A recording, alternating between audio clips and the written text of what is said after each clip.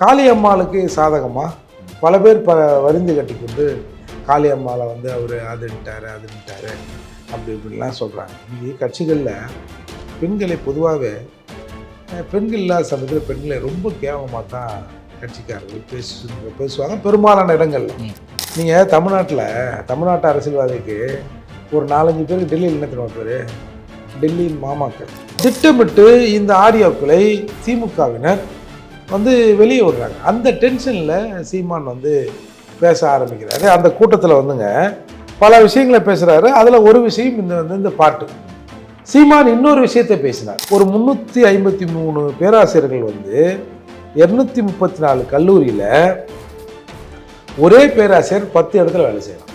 10 கல்லூரிகளில் வாத்தியாராக இருக்கிறான். இந்த விஷயம் வந்து திமுகவில் இருக்கிற பலர் கல்லூரிகள் நடத்துகிறாங்க, இன்ஜினியரிங் கல்லூரி நடத்துகிறான்.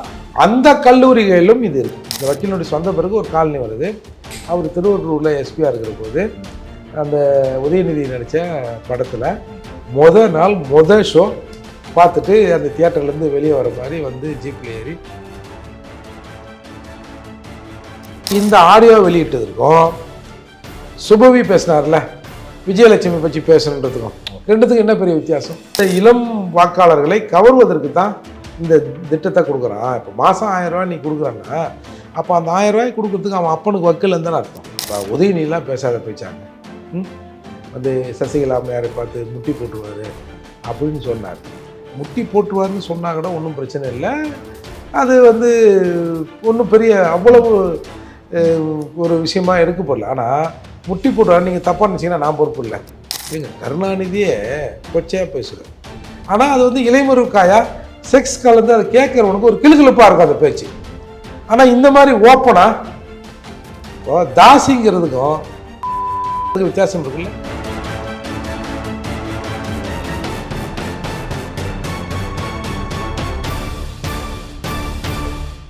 ஜாம்பவான் நேயர்களுக்கு பிரபாகரனின் அன்பு வணக்கம். இன்றைய அரசியல் அரங்கம் நிகழ்ச்சியில் நம்மோடு இணைந்திருக்கக்கூடிய சிறப்பு விருந்தினர் புரட்சி தமிழகம் கட்சியினுடைய தலைவர் மற்றும் வழக்கறிஞர் திரு ஏர்போர்ட் மூர்த்தி அவர்கள். வணக்கம்ண்ணா. இன்றைய அரசியல் சூழல்ல பல விஷயங்கள் இருக்குண்ணே. அதில் குறிப்பாக நாம் தமிழர் குறித்தான பேசுபொருள் அதிகரித்து இருக்கிறது. சமீப காலமாக நாம் தமிழர் குறித்து ஆடியோக்கள் நம்மளே நிறைய பேசியிருக்கோம். அந்த மாதிரிலாம் வந்திருக்கு, ஆடியோலாம் வெளியிட்டிருக்காங்க அப்படின்னு சொல்லி தான் பேசியிருக்கோம். ஆனால் இப்போ ஒரு மேடையில் ஒரு ஆர்ப்பாட்டத்தில் பேசுகிறப்ப அவரும் கொஞ்சம் அவருடைய பேச்சு ஒருமையில் இருந்ததாக அப்படிலாம் சொல்லப்படுது. ஏதோ நாம் தமிழரை டார்கெட் பண்ண ஆரம்பிச்சுட்டாங்களோ, இது இவ்வளோ நாள் அமைதியாக இருந்தாங்க, இப்போ வழக்கு தொடரப்படும், நாம் தமிழர்களுடைய சீமானவர்கள் கைது செய்யப்படுவார்கள் அப்படியெல்லாம் பேசுகிறாங்கண்ணே. அந்த மாதிரியான வாய்ப்பெல்லாம் இருக்கா? இல்லை, அதாவது சீமானை பொறுத்தவரை அவர் இயல்பான ஒரு மனிதர். நம்ம வந்து ஒரு அரசியல்வாதி மைக்கு முன்னாடி நடிக்கணும், அவர்களே இவர்களே ரொம்ப மரியாதையாக பேசிட்டு அதுக்கப்புறம் ஆஃப் த மைக் வந்து கண்ணமாக பேசுவாங்கள்ல, அப்படிலாம் இல்லை சீமான்கிட்ட இல்லை. ஆஃப் த மைக் எப்படி பேசுகிறாரோ அதே மாதிரி தான் ஆன் த மைக்கும் பேசிடுவார். அதனால் ஒளிவு மறைவு இல்லாத மனுஷன், எளிதில் உணர்ச்சி வசப்படக்கூடியவர். அவரை இவங்க டென்ஷன் பண்ணி பார்க்குறதே இவங்களுக்கு வேலை. திமுகவுக்கு நீங்கள் ஏன்னா இதுக்கு முன்னாடி வந்து அந்த ஒரு 2-3 ஆடியோவை வெளியிட்டாங்க. அந்த ஆடியோ எங்கிருந்து வந்ததுன்னு தான் சர்ச்சையே. இப்போ அது வந்து சகோதரர் சாட்டை துரைமுருகனோட செல்லில் இருந்ததாகவும், அந்த செல் காவல்துறை கட்டுப்பாட்டில் இருந்ததாகவும், அந்த காவல்துறை கட்டுப்பாட்டில் இருக்கிற போது அதற்கு பொறுப்பானவர் ஒரு குறிப்பிட்ட அதிகாரி அப்படின்னு தான் இருந்தது. அப்போது அந்த செல்லுக்குள் இருந்த அந்த கான்வர்சேஷன், அதில் பேசின ஆடியோ அல்லது கால் பண்ணும்போது அந்த கால் ரெக்கார்டர், அது வந்து அதை எடுத்து போலீஸ் பயன்படுத்தினதை விட பரவாயில்ல, வேறு ஒருத்தர் அதை பயன்படுத்துகிறார். அதுதான் சந்தேகம் உங்களுக்கு. நீங்கள் போலீஸு அதுக்குண்டான இது வழக்குக்கு உண்டானது இல்லை வழக்கு உண்டானது இல்லை அப்படின்னா கூட பரவாயில்ல, நேர் எதிராக இருக்கிற ஒருத்தர்கிட்ட அவர் வந்து அந்த ஆடியோவை ரிலீஸ் பண்ணுறாருன்னா உங்ககிட்ட இருந்து எப்படி அதுக்கு போயிருப்போம் அப்படிங்கிற எரிச்சல் இருந்து தான் சீமான் வந்து அந்த கூட்டத்தில் பேசுகிறார். அது மட்டும் இல்லாமல் காளியம்மாளுக்கு சாதகமாக பல பேர் வரிந்து கட்டி கொண்டு காளியம்மாவை வந்து அவர் அதுன்ட்டார் அப்படி இப்படிலாம் சொல்கிறாங்க. இன்றைக்கி கட்சிகளில் பெண்களை பொதுவாகவே பெண்கள் இல்லாத சமயத்தில் பெண்களை ரொம்ப கேவலமாக தான் கட்சிக்காரர்கள் பேசுவாங்க பெரும்பாலான இடங்களில். அதாவது எப்படின்னா, பெண்கள்னாலே ஒரு நுகர்வு பொருள், அப்படின்ற மாதிரி தான் பயன்படுத்துகிற போக்கு பல கட்சிகளில் இருக்கிறதுனா நம்ம வந்து அரசியல்லே பெண்கள் ரொம்ப சொற்பமானவங்க தான். அதுக்கு தான் பெண்கள் வந்து பொது வெளியில் வரமாட்டுறாங்க. அப்படி வந்தாலும் ஒரு 10 பேர் வராங்கன்னு வச்சிங்களேன், அதில் 1-2 பேர் வந்து அப்படி இப்படி இவனுங்க ஆக்கி விட்டுறாங்க. அது இயல்பாக நடக்குது. அது இங்கேன்னு இல்லை. நீங்கள் நம்ம அடையாறில் இந்திரா நகர் வாட்டர் டேங்க் இருக்குது. அங்கே ஒரு சின்ன புள்ள, அழகான புள்ள, அப்படியே அப்படின்னா கல்லில் ஒத்திக்கலாம் அந்த புள்ளை. அந்த மாதிரி ஒரு லட்சணமான புள்ளை. யாரும் தப்பாக நினச்சிட போகிறாங்க, என்னடா அப்படி வேறு நிற்கிறாரு. அதாவது அதை பார்க்கும்போதே அது ஒரு ஒரு கைண்ட்னஸ் வரும் தெரியுமா ஒரு ஃபேஸில். அந்த மாதிரியான புள்ள டெல்லி வரைக்கும் போய் செத்து போச்சு. என்ன காரணம்? பெரிய பெரிய கைங்க, பெரிய கை ஒன்று அதில் இருந்தது. அப்போது இந்த மாதிரியான பெண்கள் விஷயத்தில் இப்போ இந்த கட்சிகளுக்கு குழப்பம்ன்றார் சொல்கிறாங்கல்ல, 2 பிரிவாயிடுறாங்க. வந்து இவர் போய் வந்து பேச போனார், இவர் சரியாக தமிழே பேச மாட்டார், இவர் பேசுறது மற்றவங்களுக்கு புரியாது. ஆனால் கட்சிக்குள் குழப்பம் நடந்தால் இதை தீர்த்து வைக்கிறதுக்கு நம்ம தமிழ்நாட்டிலேருந்து ஒருத்தர் போவார். என்ன பண்ணியிருப்பார் நினைக்கிறீங்க? போய் இதான் பூரி பிடிக்கிறவனுக்கு பூரி, இட்லி பிடிக்கிறவனுக்கு இட்லி, ஓகே, போண்டா பிடிக்கிறவனுக்கு போண்டா. இதெல்லாம் நடக்குதா சார்? ஆச்சரியமாக இருக்குது நீங்கள் சொல்லுங்கள். இல்லை எனக்கு ஒரு வேளை தெரியலையே. இதுதாங்க அரசியலில். நீங்கள் தமிழ்நாட்டு அரசியல்வாதிக்கு ஒரு 4-5 பேருக்கு டெல்லியில் என்ன தெரியுமா பேர்? டெல்லியின் மாமாக்கள். அந்த கட்சியில் இருக்கிற பேர் யாரெல்லாம் சொன்னால் எல்லா கட்சியிலும் இல்லை, ஒரு 2-3 கட்சியில். ஓகே, அவங்க பேரே டெல்லியின் மாமாக்கள். நீங்கள் பொதுவாகவே வட இந்தியர்களுக்கு வந்து தென்னிந்தியர்கள் மீது ஒரு கிரேஸ் இருக்கும். இப்போ நீங்கள் டெல்லியில் வட இந்தியாவில் வேட்டி கட்டி போனால் ஒரு மரியாதை கொடுப்போம், வேட்டி கட்டி போனால் ஒரு வித்தியாசமாக பார்ப்பான், நம்ம ஊர் வேட்டி ஸ்டைலில். அந்த மாதிரி புடவைக்கும் சில விஷயங்கள் இருக்குது. ஓகே, அது இயல்பாக நடக்கிறது. அப்படி இருக்கிற போது இவனுவா இதே பொம்பளை டெக்னிக்கை இங்கே பயன்படுத்துகிறாங்க. வந்து இப்போ நேற்று ஒரு ஆடியோ வந்து பார்த்தீங்களா, விஜயலட்சுமி, அதாவது நீ திட்டு, நீ ஒன்றும் திட்டுறது ஒன்றும் புதுசு இல்லை, நாங்கள் கேட்குறதும் புதுசு இல்லை, இதை விட கேவலமாலாம் நீ பேசியிருக்கிற, அதில் திமுகவும் என்னையும் சேர்த்து பேசுகிற, ஆனால் உனக்கு கலைஞரை பேசுறது தான் உனக்கு வேலையா அப்படின்னுமோ அந்த அம்மா கலைஞருக்கு அப்படி வக்காலத்து வாங்குது. என்னையா நீ பேசுன, நான் அதை பண்ணுவேன் இதை பண்ணுவேன்றது உன்னோட உரிமை, அதை நம்ம கேட்க உரிமை இருக்குது. ஆனால் உனக்கு கலைஞரை பேசுகிற அப்படின்னு நேற்று அந்த அம்மா பேசுகிறத பார்த்தோம். இதற்கு முன்னாடி சீமான் வந்து இதே மாதிரி கலைஞர் அவர்களை பேசிய போது சுபவி அவர்கள் பேசுகிறத நம்ம பார்த்தோம். ஒரு கூட்டத்தை கூட்டி நம்ம வந்து விஜயலட்சுமியை பற்றி பேசணும். அதாவது இந்த பல யூடியூப் சேனல்களில் கிசுகிசுலாம் பேசுகிறானுல்ல, அவ கூட போனா, இவ கூட போனா, வந்து இந்த நடிகை அங்கே இருந்தா, இந்த நடிகை இங்கே இருந்தான்னு பேசுகிறவங்க பேசலாங்க. ஒரு சுபவி இதை பேசலாமா? ஒரு பெரியாரின் வாரிசு, பெரியாரின் கொள்கை பிடிப்போடு இருக்கிற சுபவி விஜயலட்சுமி பற்றி பேசுகிறேன். விஜயலட்சுமி பேசுகிறேன்னா என்னது? இதில் 2 பேருக்கு நான் நட்பா? படுத்த கதை தானே. விஜயலட்சுமி அப்படி தானே பேசுகிறா, என் கூட அதை பண்ணார் இதை பண்ணார்னு. அதை போய் பொது வெளியில் விஜயலட்சுமி கூட நீ அதை பண்ண இதை பண்ண, நீ யோக்கியமா அப்படின்னு பேச வைக்கணும். பேசணும், நம்ம ஆட்கள் அதை மறந்துட்டோம், அதை பேசணும் அப்படின்னு சுபவி அவர்கள் பேசுகிறார்ல. அப்போது திமுகவோட அந்த அரசியலை பாருங்கள் நீங்கள். உடனே இப்போ நம்ம கேட்டோம்னா சுபவி வேறு கட்சி, நாங்கள் வேறு கட்சின்னு. இப்போ உங்களோட தொங்கு செய்தி தானே அவர் சுபவி. அப்போது திட்டமிட்டு இந்த ஆடியோக்களை திமுகவினர் வந்து வெளியே விடுறாங்க. அந்த டென்ஷனில் சீமான் வந்து பேச ஆரம்பிக்கிறாரு. சரி, வந்து அந்த ஒரு வார்த்தை, அந்த சண்டாளனுங்கிற வார்த்தை வந்து ஒரு கேஸ்ட் பட்டியலில் வர்றதால சரி பேசலை, சண்டாளனுக்கு பதிலாக நான் வந்து வேறு ஒரு வார்த்தையை போட்டு பேசுகிறேன் அப்படின்னு சொல்லிட்டு அந்த வார்த்தையை படிக்கிறார். அது ஒரு எமோஷனில் பேசுறது, எதிர்வினை ஆற்றுறாரு. ஆமாம், தனக்கு இந்த மாதிரி அச்சுறுத்தல் இருக்கிறதுனால எதிர்வினை ஆற்றுறாரு. இப்போது சீமான் அந்த கூட்டத்தில் வந்துங்க பல விஷயங்களை பேசுகிறாரு. அதில் ஒரு விஷயம் இந்த பாட்டு. சீமான் இன்னொரு விஷயத்தை பேசினார். அதாவது இப்போ வந்து தமிழ்நாட்டில் இருக்கிற இன்ஜினியரிங் கல்லூரிகளில் கிட்டத்தட்ட ஒரு 433 அந்த கல்லூரிகள் இருக்குது அண்ணா யூனிவர்சிட்டி கீழே. அதில் வந்து 353 பேராசிரியர்கள் வந்து போலியாக இருக்கிறான். போலின்னா நீங்கள் ஒரு ஸ்கேம் ஒன்று கேள்விப்பட்டிருக்கீங்க, அது சின்ன ஸ்கேம் தான். அது இந்த கார்ப்பரேஷனில் தூய்மை பணியாளர் வேலை செய்கிறாங்கல்ல, அவங்களுக்கு சம்பளம் ஒரு 30,000-40,000 இருக்கும். அவங்க என்ன பண்ணுவாங்க, அவங்க வேலைக்கு போகாமல் மாதத்தில் ஒரு நாள் போய் கையெழுத்து போட்டாங்க, இல்லை 15 நாளுக்கு ஒரு தடவை போய் கையெழுத்து போட்டு அவங்க ஒரு ஆளை நியமனம் பண்ணுவாங்க. ஆமாம், ஒரு இன்னும் கொஞ்சம் கம்மி சம்பளம் கொடுத்துட்டு நம்ம ஒரு 5000 இப்போ என்ன சுற்றி நிற்பானல ஒரு 5000 7000 கொடுத்துட்டு இனி போய் வேலை செய்யறான்னு அவன் அந்த காக்கி டவுசர் காக்கி சட்டை போட்டுன்னு அவன் பண்ண அந்த வேலையை செஞ்சுட்டு அவன் வந்துடுவான். இவன் போய் மாதம் சம்பளம் இவன் அக்கௌண்ட்டில் வந்துடும். இது ஒரு ஸ்கேம்னு பெரிய அறிவாளிகள்லாம் பல பேர் பேசலாம். இன்றைக்கு ஒரு 353 பேராசிரியர்கள் 234 கல்லூரியில் ஒரே பேராசிரியர் 10 இடத்துல வேலை செய்யலாம். 10 கல்லூரிகளில் வாத்தியாராக இருக்கிறான். அதை பேர் மாடசாமி, முரளிபாபு, இந்த மாதிரி நிறைய பேர். இவெல்லாம் 11 கல்லூரிகளில் பேராசிரியராக வேலை செய்கிறான். இதில் நிறைய பேர் பிஹெச்டி படித்தவங்க. அப்போ இப்போ நம்ம இந்த ஆல் இண்டியா மெடிக்கல் கவுன்சில் இருக்குல்ல, அது ஒவ்வொரு மருத்துவக் கல்லூரிக்கும் இன்ஸ்பெக்ஷன் வருங்க. அப்போ என்ன பண்ணணும், கல்லூரிக்காரனுவ சும்மா அந்த ஒவ்வொரு மருத்துவக் கல்லூரியிலும் ஒரு பாடி ஒன்று இருக்கணும். அதாவது அந்த போஸ்ட்மார்ட்டம் பண்ணுறதுக்கு அதுக்கு ஏதோ ஒரு பேர் சொல்லுவாங்க, அது இருக்கணும். அது இருக்காது. என்ன பண்ணுவான், என்றைக்கு இன்ஸ்பெக்ஷன் வராங்களோ அன்றைக்கி பக்கத்து கல்லூரியிலேருந்து அதை எடுத்தாந்து இங்கே வச்சுருவான். லேப் சிஸ்டத்தெல்லாம் சரி பண்ணிட்டு அதை பார்த்துட்டு போயிடுவாங்க. அவங்களுக்கு வேண்டிய சில விஷயங்களை இவங்க செஞ்சு விட்டுருவாங்க. அதே போல் அண்ணா யூனிவர்சிட்டி ஒரு விசிட்டிங் டீம் ஒன்று வச்சுருக்காங்க. அதாவது இந்த கல்லூரிகளில் போயிட்டு ஆய்வு பண்ணுறதுக்கு எத்தனை வாத்தியாரெலாம் சரியாக இருக்கான்னா, அந்த ஏஐடிசி சில ரெகுலேஷன்லாம் வச்சுருக்காங்க. ஒரு இன்ஜினியரிங் காலேஜ்னால் ஒரு இன்ஜினியரிங் படிக்கிற மாணவர்களுக்கு வகுப்பெடுப்பதற்கு என்னென்ன தகுதிகள் உள்ள பேராசிரியர் வேணும், உதவி பேராசிரியர் வேணும்னு ஒரு ஃபார்மேட் வச்சுருக்காங்க.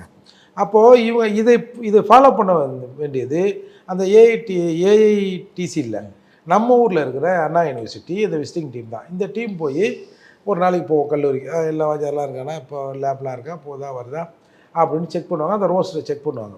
அந்த மாதிரி இந்த டீம் போய் காலையில் செக் பண்ணிக்குது. ஒரே வாத்தியார் கிட்டத்தட்ட 10-11 கல்லூரிகளில் அவன் பேராசிரியராக இருக்கிறான். இதில் என்ன கொடுமைன்னா, சென்னையில் ஒரு நாள் இப்போ ஒரு எக்ஸாம்பிள் இன்னைக்கு தேதியில் சென்னை கல்லூரியில் ஆய்வு பண்ணுறாங்க. அப்போ நம்ம மாரிசாமி வாத்தியார் ப்ரொஃபஸர் இங்கே இருக்காருன்னு வச்சுங்க. இந்த கல்லூரி இந்த டீமு ஈவினிங்கில் இன்னொரு காலேஜில் போய் பண்ணுதுங்க, வெளியூரில் இப்போ சேலம், கோயம்புத்தூர் அப்படிங்கன்னா போய் பண்ணாங்கன்னு வச்சிங்களேன். அங்கேயும் அவன் பணியில் இருந்த மாதிரி இருக்கு. ஓகே, ஆனால் அவர் அங்கே இல்லை, ஏதோ ஒரு இடத்துல தானே அவர் இருக்க முடியும். ஓகே, அப்போ இவரோட சர்டிஃபிகேட்டை, இவரோட பெயரை அங்கே பயன்படுத்தி கொள்கிறார்கள், இல்லை இவரோட படிப்பை பயன்படுத்தி கொள்கிறாங்க. அப்போது இது எவ்வளோ பெரிய ஸ்கேம். அப்போது தரம் குறைந்த வாத்தியார்களை ஒரு 5000-6000க்கு படித்தவனை ஏதோ கொஞ்சமாக படித்தவனை கூட்டாந்து இவர் ப்ரொஃபஸரு அப்படின்னு அந்த மாணவர்களுக்கு கிளாஸ் எடுத்தால் லட்சக்கணக்கில் ப்ரைவேட் காலேஜில் ஃபீஸ் கட்டுறாங்க. அப்போ அவங்களோட கல்வித்தரம் எப்படி இருக்கும்? இந்த விஷயத்தை சீமான் அந்த ஆர்ப்பாட்டத்தில் முன்வைக்கிறார். எனக்கு தெரிஞ்சு அரசியல் மேடைகளில் அரசியல் தலைவர்கள் இந்த ஸ்கேமை யாரும் பேசலை. அண்ணாமலை பேசியிருந்தார், அதுக்கப்புறம் பேசுகிறார் விரிவாக இதை இவர் பேசியிருக்காரு. அந்த அறப்போர் இயக்கம் ப்ரெஸ் மீட்டுக்கு அப்புறம் 2 பேர் அண்ணாமலை சீமான் தான் பேசுகிறாங்க. இப்போது இந்த விஷயம் திமுகவில் இருக்கிற பலர் கல்லூரிகள் நடத்துகிறாங்க, இன்ஜினியரிங் கல்லூரி நடத்துகிறான். அந்த கல்லூரிகளிலும் இது இருக்குது. இது 22, 23 இப்போ 23, 24க்கு கிட்டத்தட்ட 470 பேராசிரியர்கள் இருக்கிறதாக நேற்று அண்ணா யூனிவர்சிட்டி ஒரு லிஸ்ட்டை வெளியிட்டாங்க. அதை நாங்கள் வெரிஃபை பண்ண போகிறோம் அப்படின்னு சொல்கிறாங்க. இது நாட்டில் எவ்வளோ பெரிய ஸ்கேம் இது. இப்போது இந்த நாட்டில், தமிழ்நாட்டில் உயர்கல்வித்துறை அமைச்சர்னு ஒருத்தர் இருக்காரா அப்படிங்கிறதே நமக்கு சந்தேகமாக இருக்குது. இன்றைக்கு அண்ணா யூனிவர்சிட்டி என்ன பண்ணிக்குது, அண்ணா இன்ஸ்டியூட்லேருந்து ஒரு ஆள், உயர்கல்வித்துறையிலேருந்து ஒரு ஆள், அந்த ஏஐடிசிலேருந்து ஒரு ஆள், 3 பேரையும் போட்டு ஒரு குழு போட்டு இதை நாங்கள் விசாரிக்க போகிறோம். அட்லீஸ்ட் நாங்கள் அந்த பேன் கார்டை வாங்கியிருந்தா கூட எங்களுக்கு தெரிஞ்சிருக்கும், ஆதார் கார்டில் பல மோசடிகளை செஞ்சு எங்களுக்கு கொடுத்துட்டாங்க அப்படின்னு இன்னசென்ட் மாதிரி அண்ணா யூனிவர்சிட்டி பேசுகிறாங்க. பட் அதை எப்படி நம்ம ஒத்துக்க முடியும்? கடமை தவறுன மாதிரி தானே அது. ஆமாம், இது இவ்வளவு சாதாரணமாக நீங்கள் எப்படி இதை நம்ம அலோவ் பண்ண முடியும்? அப்போது இது ஏதோ 1-2ன்னா கூட பரவாயில்ல. இத்தனை ஒரு பெரிய அளவில் இவ்வளவு வாத்தியார்கள் இந்த மாதிரி பண்ணி சார் எவ்வளோ சம்பளம் வாங்கியிருப்பான்? ஓகே, அட்லீஸ்ட் நீங்கள் இந்த பிஎஃப்லையாவது இது மாட்டியிருக்கோம். இப்போ நீங்கள் ஒரு கல்லூரிக்கு போகிறோம், ஒரு 50 பேராசிரியர்னா சரி இவங்க பிஎஃப் லிஸ்ட்டை கொடுங்க அப்படின்னா அதுலேயாவது மாட்டிருக்கோம். அப்போ எதையுமே கண்டுக்காமல் இது இவ்வளவு பெரிய ஸ்கேம் நமக்கு பணம் போடுறது பிரச்சனை இல்லைங்க. நம்ம 30,000 கோடி பார்த்தோம், 1,70,000 கோடிலாம் நம்ம பார்த்தவங்க நமக்கு அது சர்வசாதாரணம் தான். இப்போ நீங்கள் ஊழலை பற்றி யார் பேசுகிறா? இப்போ நாட்டில், தமிழ்நாட்டில் இந்த மாதிரி இந்த விஷயத்தில் ஊழல் நடந்துச்சுன்னா மக்கள் பேசுகிறான்னு நினைக்கிறீங்க? மறந்துட்டாங்க, ஏற்றுட்டு போயிட்டாங்க. அவனுக்கு தலைக்கு மேலே வேலை இருக்குதுங்க. அவன் வந்து ஒரு வேளை கஞ்சி குடிக்கிறதே எப்படின்றது இப்போ இந்த பெரிய கஷ்டமாக இருக்கிறதால எவனா எடுத்துன்னு போகிறான்பா, அரசியல்வாதிகளாலே திருடர்கள் தானே அப்படின்னு ஒரு படத்தில் வர மாதிரி. ஏப்பா இவங்க கொள்ளடிக்க தான்ப்பா செய்வான், அதுக்காக தான் ஓட்டுக்கு காசு வாங்குற போது கூட ஒரு லாஜிக் வச்சிடலாம், அவங்க வீட்டு காசை கொடுத்துட்டான், கவர்மெண்ட்லேருந்து கொள்ளடிச்ச காசு தானே, நம்ம காசு தானே அப்படின்னு ஒரு லாஜிக் அங்கே வச்சு சமாதானமாகிட்டு அந்த காசை வாங்குறதுக்கு ஒரு காரணத்தை வைக்கிறான்னு வச்சுங்க. அப்போது இதை பற்றி இன்றைக்கி வந்து கல்வியாளர்கள் பேசியிருக்கணும்ல. சீமான் பேசிய பேச்சில் ஒரு காவல்துறை அதிகாரி பற்றி பேசுனது தப்பு தான். ஏன்னா அவர் என்ன சொல்கிறாரு, நீங்கள் வந்து ஐபிஎஸ்லாம் படிச்சுட்டு அதிகாரியாக வரீங்க, டிசின்றீங்க, ஏசின்றீங்க, எஸ்பின்றீங்க, உங்களுக்கு ஆடியோ வெளியிறது தான் வேலையா? சீமான் எங்கே போகிறாரு, சீமான் என்ன பண்ணுறாரு அப்படின்னு சீமானே டார்கெட் பண்ணுறீங்க. அந்த மைண்ட் செட்டில் சீமானுக்கு அது செட் ஆகி போச்சு. சீமானை இவர்கள் டார்கெட் பண்ணுறாங்க, நம்மளை டார்கெட் பண்ணுறாங்க அப்படின்னு மைண்ட் செட் செட் ஆன உடனே அவர் வந்து ஒரு 2-3 வார்த்தைகளை டென்ஷன் ஆகி, இயல்பாக எப்பயுமே ஒரு டென்ஷனாக வருது தானே, அப்படி இப்போ அண்ணன் பேசுகிறாரு. அதற்கு அந்த எஸ்பியும் இன்றைக்கி வந்து ஒரு வக்கீல் நோட்டீஸை அனுப்பியிருக்காரு. வக்கீல் நோட்டீஸ் அனுப்பிய பிறகு இப்போ பார்த்தோம்னா நேற்று ஒரு காணொலி, இந்த வக்கீல் நோட்டீஸ் வந்த பிறகு ஒரு காலனி வருது. அவர் திருவள்ளூரில் எஸ்பியாக இருக்கிற போது அந்த உதயநிதி நடித்த படத்தில் நாள் ஷோ பார்த்துட்டு அந்த தியேட்டர்லேருந்து வெளியே வர மாதிரி வந்து ஜீப்பில் ஏறி போகிற மாதிரி ஒரு வீடியோவை இன்றைக்கி ட்விட்டரெல்லாம் வந்து ட்ரெண்ட் பண்ணுறாங்க. பண்ணி இப்படி வந்து அவர் ரசிகர் மன்ற நபர் மாதிரி செயல்படுறவர், அது எந்த அளவுக்குன்னு உண்மைன்னு தெரியல. இருந்தாலும் சுற்றி அந்த நம்ம துரைமுருகன் வார்த்தையில், துரைமுருகன் பேசிய அந்த பாட்டு விஷயத்தில் இருந்து சீமான் மீது இவர்கள் ஒரு வன்மத்தை கக்குகிறார்கள். அப்போது இந்த ஆடியோ வெளியிட்டதற்கும் சுபவி பேசினார்ல விஜயலட்சுமி பற்றி பேசணுன்றதுக்கும் ரெண்டுத்துக்கும் என்ன பெரிய வித்தியாசம்? ரெண்டும் ஒன்று தானே? ரெண்டும் ஒன்று தான். அப்போ அவங்க கட்சிக்குள்ளே அந்த விஷயம் இருக்குது. அதுக்கு வந்து காளியம்மாவும் பெருசாக ஒன்றும் எதிர்ப்பு தெரிவிக்கல. நேற்று சொல்கிறாரு, நான் வந்து பிசுரும்பேன், மசுரும்பேன், ஏன் உசுருன்னு கூட சொல்லுவேன், உங்களுக்கு என்னடா வேணும் அப்படின்னு அவர் ஒரு விளக்கத்தை கொடுக்குறாரு.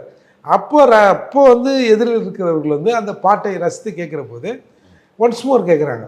அப்போது முதல் தடவை பாடுகிற போது அந்த சண்டாளன்ற வார்த்தையை அவர் தவிர்த்துட்டு தான் அதை பாடுறாரு.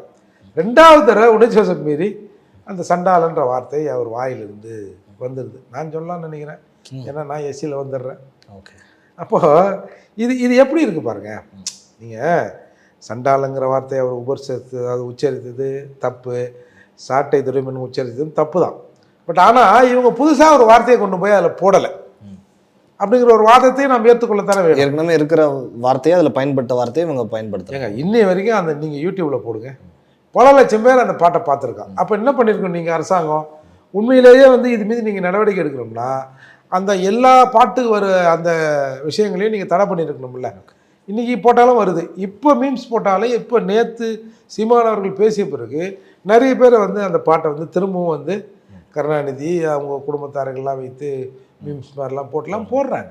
அப்போது இதை வந்து இவங்க கண்டுக்காமல் போகலாம். இன்றைக்கி வந்து அவர் மீது வந்து பல இடங்களில் வந்து புகார் தருவதும் அவரை டார்ச்சர் போடுறது. ஏன்னா இன்றைக்கி வந்து நீங்கள் தேர்தலுக்கு இன்னும் 16 மாதம் தானே இருக்குது, 2026 சட்டமன்ற தேர்தல் இப்போயே ஆரம்பித்தது தானே. இப்போ சீமான் பேசுகிற அரசியல் மீது நீங்கள் குறை சொல்ல முடியாது. இப்போ சீமான் வந்து இன்னும் அந்த ப்ரொஃபஸருங்களை இப்படி விட்டுட்டீங்களே அப்படின்னு கேட்டாமா, தெரிஞ்சு தான் விட்டோம், உனக்கு என்னயா, நீ யாரையா? சீமான் யாரே அந்த ப்ரொஃபஸர் வேலையை கேட்குறதுக்கு? நீ என்ன கவர்னரா, நீ என்ன வைஸ் சான்சலரா, இல்லை நீ என்ன காலேஜ் நடத்துறியா அப்படின்னு கேட்க முடியாதுல்ல. அப்போ இதை கேட்கலாம்ல. இப்போது அந்த விஷயம் வந்து அப்படியே மறைக்கப்பட்டு சீமான் பேசிட்டாராம்பா, பாடிட்டாராம்பா, அங்கங்கே புகார் தராம்பா, சீமான் கை செய்யப்படுவாரா அப்படின்ற ஒரு பேச்சு இன்றைக்கி வந்து தொடங்கியிருக்குல்ல. இதைத்தான் திமுக எதிர்பார்த்தது. அது இன்றைக்கு சக்ஸஸாக நடக்குது தான் நான் பார்க்குறேன். அரசியல் ரீதியாக சித்தாந்த ரீதியாக எதிர்கொள்ள முடியலன்னு தனி மனித தாக்குதல் இறங்குறாங்க. ஏங்க சீமான் சித்தாந்தத்தில் நீங்கள் என்னங்க தப்பு சொல்வீங்க? சில விஷயங்கள் தவறாக கூட இருக்கலாம், ஆனால் திராவிடம் அதற்கு பதில் சொல்ல தகுதியை இழந்திருக்கிறது. சீமானோட அரசியலே திராவிடத்துக்கு எதிரான அரசியல். ஏங்க பேசிக்காக ஒன்று கேட்குறாரு, நான் தமிழன்னு சொல்லுங்கள், ஏன் திராவிடன்னு சொல்கிறீங்க?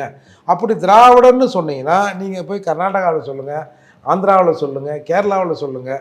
அப்போ எல்லா ஸ்டேட்டுகளையும் நம்ம சுற்றி இருக்கிற ஸ்டேட்டு நாமெல்லாம் திராவிடர்கள் தான் அப்படின்னு ஒத்துக்கினா கூட பரவாயில்ல. நீங்கள் திராவிடர்னு சொல்லி தமிழரின் மேன்மை இங்கே குறைக்கிறீங்க. யாரெல்லாம் திராவிடர்னு சொல்கிறோமோ அவங்களை உத்து பார்த்தா அவர்கள் தமிழர் அல்லாதவர்களாக இருக்கிறாங்க, குறிப்பாக அவர்கள் தெலுங்கர்களாக இருக்கிறார்கள் அப்படின்ற ஒரு விஷயத்தை சொல்கிறார். தகைசால் தமிழர் விருது தரீங்களே, தகைசால் திராவிடர்னு கொடுக்க வேண்டியது தானே? அப்போ இவங்க எப்படி, அதாவது தமிழ்னு சொல்கிறவங்கள இப்போ நம்ம திருமாவளவன் இருக்கார், அவர் மீது நம்ம அரசியல் விமர்சனம் 1000 விமர்சனம் சொல்கிறோம். ஆனால் எழுச்சி தமிழர் திருமாவளவன் அப்படின்னு சொல்கிறாரு, தாய் சிறுத்தை அப்படின்லாம் அவரை அவங்க கட்சிக்காரங்க போட்டு நடைமுறை வச்சு கூப்பிட்றாங்க. ஓகே. ஆனால் ஒரு பிறந்த நாளில் நம்முடைய முதல்வர் சொல்கிறாரு, இவர் திராவிட சிறுத்தை. ஓகே. இப்போது நீங்கள் ஒரு தமிழக சிறுத்தை, இல்லை தமிழர் சிறுத்தை, இல்லை சமர் சிறுத்தை, இல்லை தாய் சிறுத்தை, ஏதாவது ஒரு சொல்லி எழுச்சி தமிழர்னு ஒரு பட்டத்தை அவங்களே போட்டுக்கினாங்கன்னு வச்சிங்களேன். ஒரு எழுச்சி தமிழர் கூட சொல்லலாம்ல. ஓகே. அது என்ன திராவிட சிறுத்தை, ஏதோ எங்கன்னா ஒரு ஜூலேருந்து கூட்டுவா திராவிட சிறுத்தையை பார்ப்போம். அப்போது யாரெல்லாம் தமிழர் என்று சொல்கிறார்களோ, தமிழை பற்றி பேசுகிறார்களோ, அவர்களை இவர்கள் தன்மையப்படுத்துகிறார்கள் அப்படின்னு தானே இதில் திராவிடத்து பக்கம் கொண்டு வந்துடும். திராவிடத்து பக்கம் கூச்சி திராவிடன்னு ஒரு பேரை வைக்கிறது. அதே போல் சீமான் பேசுகிற கேள்விகளுக்கு இவர்கள்கிட்ட பதில் இல்லை. பதில் இல்லாததால் சீமான் அங்கே கையை விட்டார், இங்கே காலை விட்டார், அங்கே அதை விட்டார், இங்கே இதை விட்டார். அதான் தான் சீமான் சொல்ல, சீமான் எங்கே ஒன்றுக்கு போகிறான், சீமான் எங்கே எச்சு போகிறான், இதை பார்க்கறது தான் இந்த போலீஸுக்கு வேலையா? இந்த போலீஸுக்கு வேலையானா என்ன அர்த்தம்? இந்த அரசாங்கத்துக்கு இதுதான் வேலையா? போலீஸ் அரசாங்கம் கட்டுப்பாடு தானே இருக்கு. போலீஸாக செய்யாதில்ல. போலீஸாக செஞ்சு, சார் நான் இந்த மாதிரி இதை எடுத்துக்கிட்டே, உனக்கு நான் எந்த வேலை, இது வெளியே தெரிஞ்சால் நான் தான் செய்ய விட்ட மாதிரில என்னை காப்பாடுவோம் அப்படின்னு அரசாங்கம் சொல்லும். அப்போது அரசாங்கத்தின் போக்கு என்னவோ அதன்படி தான் இவர்கள் நடப்பதாக சீமான் எரிச்சல் விடுகிறார் அந்த மீட்டிங்கில். அவ்வளவு கூட்டம் வந்த பிறகு 2 வார்த்தை ஏற்றி பேச தான் செய்வாங்க. ஏங்க இப்போ உதயநிதிலாம் பேசாத பேச்சாங்க. சசிகலா அம்மையாரை பார்த்து முட்டி போட்டுருவார் அப்படின்னு சொன்னார். முட்டி போட்டுருவார்னு சொன்னால் கூட ஒன்றும் பிரச்சனை இல்லை. அது ஒன்றும் பெரிய அவ்வளவு ஒரு விஷயமா எடுக்கப்படல. ஆனால் முட்டி போட்டுவார், நீங்கள் தப்பாக நினச்சிங்கன்னா நான் பொறுப்பு இல்லை அப்படின்னு கூடுதலாக அப்படின்ட்டு ஒரு வார்த்தையை சொல்கிறார். அப்போ என்ன அர்த்தம்? தப்பாக நினைக்க சொல்கிறார். ஓகே. அப்போ இதை விட ஆபாசம் என்ன வேணும்? இப்போ திமுகவில் இருக்கிறவங்க எத்தனை பேர் ஆபாசமாக பேசுகிறாங்க, அதுவும் குறிப்பாக பெண்களை பற்றி எவ்வளோ பேர் ஆபாசமாக பேசுகிறாங்க. குறைந்தபட்சம் நீங்கள் திமுக அவர்கள் மீது ஏதாவது ஒரு நடவடிக்கை எடுத்துக்குமா? எங்கள் கருணாநிதியே கொச்சையாக பேசுகிறார். ஆனால் அது இளைமருக்காயா செக்ஸ் கலந்து அதை கேட்குறவனுக்கு ஒரு கிளுகிழப்பாக இருக்கும் அந்த பேச்சு. ஆனால் இந்த மாதிரி ஓப்பனாக இப்போ தாசிங்கிறதுக்கும் வித்தியாசம் இருக்குல்ல. அவர் பேசுறது முதல்ல வந்தது, இளைமருவு காயா இருக்கும். இவனுக்கு ஓப்பனாக இந்த வார்த்தையை பயன்படுத்தி பேசி எல்லாரையும் கொச்சைப்படுத்துகிறான். அப்போது உங்களுக்கு என்ன தகுதி இருக்குது அப்படின்ற ஒரு கேள்வி இதில் வருது இல்லை. அதைத்தான் சீமான் கேட்குறாரு. நீங்கள் பேசாத பேச்சாயா, நீங்கள் செய்யாத செயலாயா அப்படின்னு கேட்குற போது சீமானை இன்னைக்கு ஒரு மட்டம் தட்டணும். எதை வச்சு தட்டலாம்? சீமான் கட்சி நல்லா இருக்குது. அப்போ இன்னைக்கு சொல்கிறார்ல 35 லட்சம் பேர் என்னை நம்பி ஓட்டு போட்டிருக்கான், உனக்கு எதிராக ஓட்டு போட்டிருக்கான்னு. அப்போ இதை கலைக்கணும். இன்னொரு விஷயத்தை நேற்று சீமான் தெளிவாக பேசுகிறாரு. ஏன் மாணவ மாணவிகளுக்கு 1000 ரூபா தரீங்க? இன்றைக்கி இளைஞர்கள் அரசியல் பேச ஆரம்பிக்கிறாங்க. இளைஞர்கள் அரசியல் பேசும்போது தான் நான் வாங்கிய 31 லட்சத்தில் கிட்டத்தட்ட ஒரு 30 லட்சம் இளைஞர்கள் போட்ட ஓட்டுன்றார். இன்றைக்கி பிஜேபிக்கு யாருங்க ஓட்டு போடுறா? கிழங்கட்டையாக போடுது. பிஜேபிக்கும் இன்றைக்கு இளைய தலைமுறை தான், புதிய வாக்காளர்கள் தான் இன்றைக்கி பிஜேபி பக்கம் போகிறான். இது அநியாயம், இது அக்கிரமம், இது இவங்க செய்கிறது சரியில்லை, இவங்க ஆட்சி செய்கிறதுக்கு இவங்களுக்கு திறமை இல்லை அப்படின்னு கொஞ்சம் படித்த இளைஞர்கள் கொஞ்சம் உலக பொருளாதாரத்தோடு நம்மளை சேர்த்து பார்க்குறா. இந்தியாவோடு நம்ம தமிழ்நாட்டை மற்ற மாநிலங்களோட கனெக்ட் பண்ணுறான். மற்ற மாநிலங்கள் என்ன நடக்குது, தமிழ்நாட்டில் என்ன நடக்குது அப்படிங்கிறதும், மற்ற மாநில முதல்வர்கள் அந்த மாநிலத்தின் மீது எப்படி அக்கறை கொண்டு நடவடிக்கை பண்ணுறான். நம்ம ஊரில் எதையுமே கண்டுக்காமல் எப்படி இருக்காங்க. நீர்வளத்துறை அமைச்சர்னு ஒருத்தர் இருக்கார், அவருக்கும் நீருக்கும் சம்மந்தங்க தான், அவருக்கும் மண்ணுக்கும் ஒன்றா சம்மந்தம் இருக்குது. எங்கேயாவது தண்ணி வரலாம், இல்லை காவிரியில் தண்ணி வரலாம், அதை பற்றி ஏதாவது பேசுகிறாரா? எதை பேசுனாலும் நெக்கலாக சொல்லி ஒரு ஜோக் அடிச்சுட்டு அப்படி சிரிச்சுட்டு கலாச்சிட்டு போகிற வேலையை செய்கிறாரு.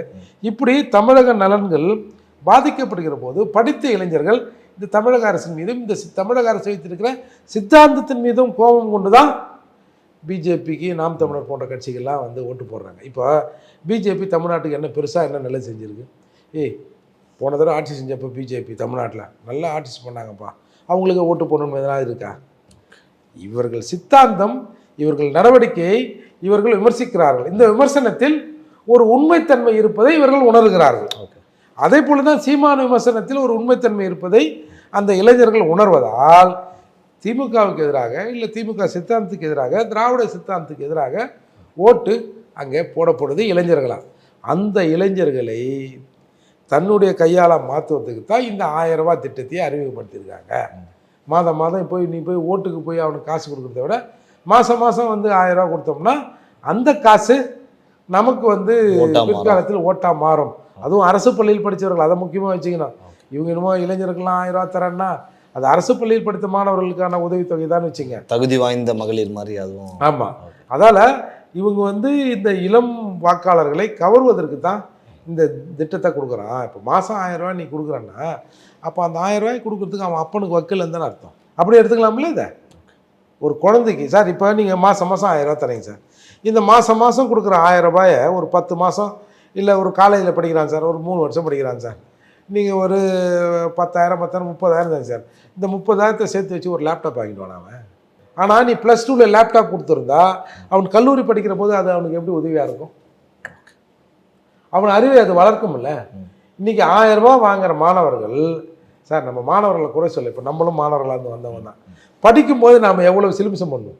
படிக்கும்போது அது ஒரு கேளிக்கைகள் மீது நமக்கு இயல்பான வயதில் போகிறது அப்படிதானே தோணும்.